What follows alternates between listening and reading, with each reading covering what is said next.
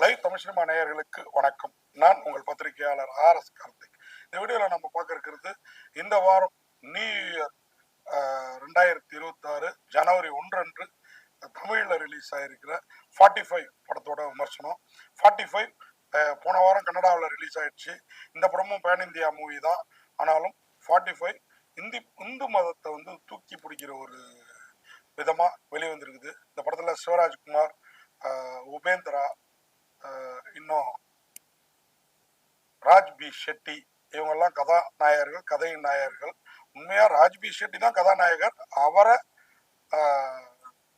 Support பண்ற ரெண்டு நாயகர்கள், ஒருத்தர் வில்லனிக் நாயகரா வர்றாரு, இன்னொருத்தர் நாயகராகவே வர்றாரு.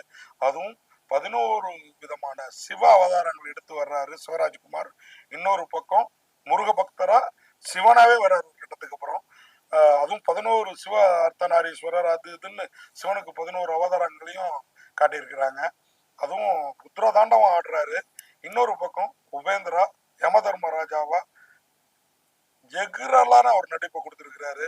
ஸ்டைலா அவர் பண்ற சேட்டைகள், பண்ற விதம், எரும மாட்டு மேல ஏறி பண்ற சவாரி, இது இல்லாம மகாபாரதம் ராமாயணம் மாதிரி போர்க்காட்சி, யமனுக்கும் சிவனுக்கும் என்னையா சண்டை அப்படின்னு பாத்தீங்கன்னா ராஜ்பி ஷெட்டியோட உயிரை காவந்து பண்றது. என்ன ஓப்பனிங் அப்படின்னு பாத்தீங்கன்னா, ராஜ்பி ஷெட்டி கன்னடாவில் பெரிய இயக்குனர், இப்ப வளர்ந்து வர்ற ஒரு நடிகர். ஆனாலும் மத்தியதர வயதை சேர்ந்தவர். மண்டையில முடி இல்லை, ஆனா மூளை நிறைய இருக்குது. மனுஷன் அழகான ஒரு கதையை தேர்ந்தெடுத்து இதுல நடிச்சிருக்கிறாரு. அவரே ஒரு டைரக்டருங்கிறனால அவருடைய மியூசிக் டைரக்டர், அவர் உபேந்திரா சிவராஜ்குமாருக்கெல்லாம் படம் அவரும் பண்ணியிருக்கிறாரு, மியூசிக் டைரக்டர் பண்ணியிருக்காரு. அந்த மியூசிக் டைரக்டர் தான் இந்த படத்துக்கு மியூசிக் டைரக்டர் கம் டைரக்டரும் கூட. என்ன, அர்ஜுன் ஜான்யா அப்படிங்கிற அவரும் கன்னடாவில் பெரிய மியூசிக் டைரக்டர், இப்போ டைரக்டராகவும் ஆயிட்டாரு. இந்த கூட்டணி சிவராஜ்குமார், உபேந்திரா, ராஜ் பி ஷெட்டி கூடவே அர்ஜுன் ஜான்யா, இந்த கூட்டணி சேர்ந்து ஒரு இந்து தர்மத்தை, குறிப்பா நம்ம ஊர்ல சனாதானம்னாலே வாயில போட்டுக்கோன்னு சொல்ற திராவிட ஆளுமைகள் நிறைந்த நம்ம ஊர்ல கடவுள் இருக்கிறார் அப்படின்னு சொல்லி வந்திருக்கிற ஒரு படம் தான் இந்த 45. என்ன 45, என்ன 45 அப்படின்னு கேட்டீங்கன்னா, 45 நாள் தான் நீ உயிரோட இருப்ப, அதுக்குள்ளார என்னென்ன பண்ணணுமோ பண்ணிக்கோ அப்படின்னு ஒருத்தருக்கு கட்டளை இடுறாரு. அந்த ஒருத்தரை முதல்ல கேரக்டரா காட்டி அப்புறம் யமதர்மராஜாவா மாத்துறாங்க. அவரை எதிர்க்கிறதுக்கு பலரும் போறாங்க. அதுல நம்ம ஊர் மொட்டராஜேந்திரனும் போறாரு, பெரிய டான் தாதா. 45 நாள் உனக்கு கெடு வச்சானா அப்பா வந்தாண்டா அப்படின்னு உபேந்திரா எடுத்து போறாரு, உதப்பட்டு சாகுறாரு.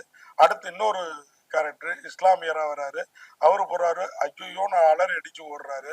இப்போ மூணாவதா சிவராஜ்குமாரோட உதவியோட போறாரு. ஏன் அவரை யமதர்மராஜா ரூபத்துல இருக்கிற உபேந்திரா கொல்ல நினைக்கிறாரு ராஜ் பி ஷெட்டி அப்படின்னு பாத்தீங்கன்னா, உபேந்திராவோட நாயை பைக்ல அடிச்சுட்டு போய் நாய் செத்து போக இவரு போய் ஒரு வாகனத்துல சிக்க 2 உயிரும் போயிடுச்சு அப்படின்னு கனவு கண்டு எழுந்திருக்கிற ராஜ் பி ஷெட்டி ஆபீஸ்க்கு போறப்போ அதே மாதிரி நாய் வந்து சிக்குது. அடுத்து இவரும் அடிபடுறாரா இல்ல தப்பிக்கிறாரா? அதன் பிறகுதான் 45 நாள் இவருக்கு கெடு விதிக்கப்படுதா? கெடுல இருந்து இவர் தப்பிச்சாரா, உயிர் பழிச்சாரா, என்ன அப்படின்னு பாத்தீங்கன்னா கிளைமாக்ஸ் வரைக்கும் படம் கொஞ்சம் முன்ன பின்ன இந்து மதத்தை தூக்கி பிடிக்கிற விதமாலாம் இருந்தாலும் கிளைமாக்ஸ்ல ஒவ்வொருத்தருக்கும் நீதி சொல்ற மாதிரி. நாம சாலையில போகும்போது ரொம்ப கவனமா இருக்கணும். நாய் தானே அப்படின்னு அலட்சியமா அது மேல விட்டு ஏற்றக்கூடாது, வழுக்கிட்டு போய். அதனால நாம எங்க விடுவோம், அஜாக்கிரதையா போன் பண்ணிக்கிட்டு தொலைவில் இருக்க பார்க்க போறவனுக்கு தொலைபேசியில பேசிக்கிட்டே போனா என்னடா ஆகும் அப்படின்னா, இப்படி தொலை தூரத்துக்கு நீயும் பயணம் ஆக வேண்டியதான் அப்படின்னு நீதி சொல்லி சிவராஜ்குமார் புரியுற மாதிரி, யமனோட சிவராஜ்குமார்ங்கிற சிவனா அவதாரம், பல அவதாரம் எடுத்திருக்கிற சிவராஜ்குமார் மோதுறாரா இல்ல என்ன பண்றாரு?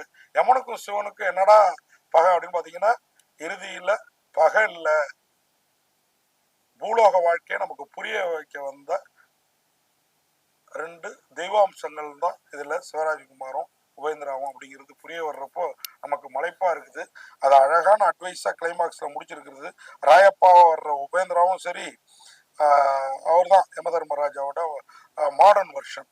அதே மாதிரி சிவராஜ்குமார் சிவனோட மாடர்ன் வருஷனா முருக பக்தரை வந்து முருகன் பாடலாம் பாடி முருகனுக்கு பஞ்சாமிர்தம்லாம் படைச்சு ஒரு கட்டத்துக்கு அப்புறம் சிவானா சிவானான்னு ஏரியாவே கொண்டாட நான் அப்படி என்னத்தை செஞ்சுட்டேன் நானும் உங்களை மாதிரி தானே அப்படின்னு சொல்லி அவரும் ஒரு காதலுக்கு, அதுவும் ஒரு இட்லி கடை தோசை கடை அம்மாவோட காதலுக்கு காது கொடுக்கறதும், சுதா சதா சதான்னு இதயம் வந்து துடிக்கிறதும், இந்த படத்துல சிவம் சிவம் சனாதானம் அப்படிங்கிற பாடல் ஹைலைட்டா இருக்கிறதும் உண்மையாவே அருமையா இருக்குது.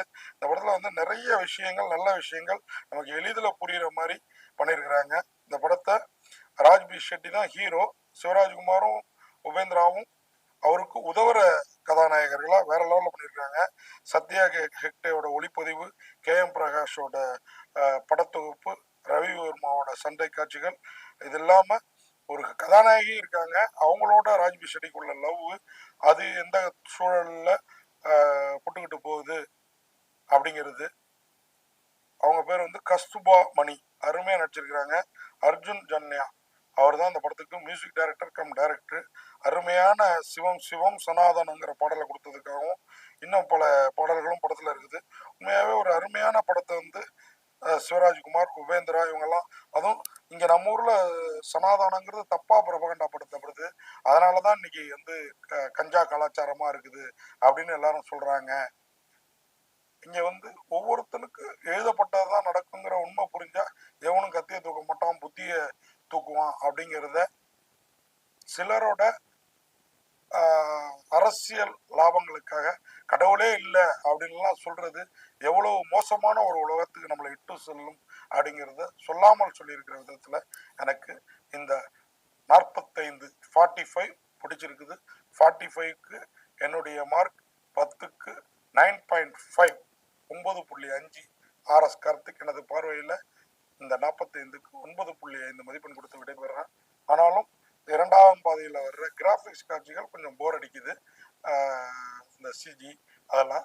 ஆனாலும் சில இடங்கள் ரொம்பவே என்டர்டெயினாக இருக்குது. இதுவும் குறிப்பாக கிளைமாக்ஸும் அந்த ஓப்பனிங்கும், இது எல்லாத்துக்கும் மேலே கன்னட ரசிகர்களையும் பேன் இந்தியா ரசிகர்களையும் ராஜ்பி ஷெட்டி மாதிரி ஒரு பால்டு ஹெட்டை ஹீரோவை ஏற்றுக்கிட்டதுக்காக ஹேட்ஸ் ஆஃப் சொல்லி பாராட்டி விடைபெறேன். நன்றி, வணக்கம்.